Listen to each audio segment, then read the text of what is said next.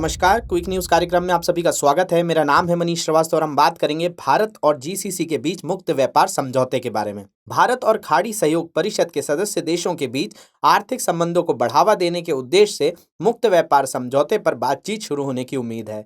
GCC एक आयात निर्भर क्षेत्र है जो खाद्य पदार्थों, कपड़ों और अन्य सामानों के लिए आयात पर निर्भर करता है। इस तरह के व्यापार समझौते से जीसीसी बाजार में भारतीय सामानों के निर्यात को बढ़ाने में मदद मिलेगी। इससे दोनों पक्षों को लाभ होगा। जीसीसी भारत के लिए एक प्रमुख व्यापारिक भागीदार के रूप में उभरा है और दोनों क्षेत्रों के बीच निवेश बढ़ाने की काफी संभावनाएं हैं। वाणिज्य मंत्रालय के आंकड़ों के अनुसार भारत द्वारा जीसीसी को किया गया निर्यात 2020-21 में 58.6% से बढ़कर लगभग $44 बिलियन हो गया, जो 2020-21 में $27.8 बिलियन था। इसी तरह आयात 2020-21 में $59.6 बिलियन की तुलना में 85.8% बढ़कर $110.73 बिलियन हो गया। भारत मुख्य रूप से सऊदी अरब और कतर जैसे खाड़ी देशों से कच्चे तेल और प्राकृतिक गैस का आयात करता है। भारत का मोती, कीमती और अर्ध कीमती रत्नों, धातु, आर्टिफिशियल गहने, विद्युत मशीनरी, लोहा, इस्पात और रसायन इन देशों को निर्यात करता है।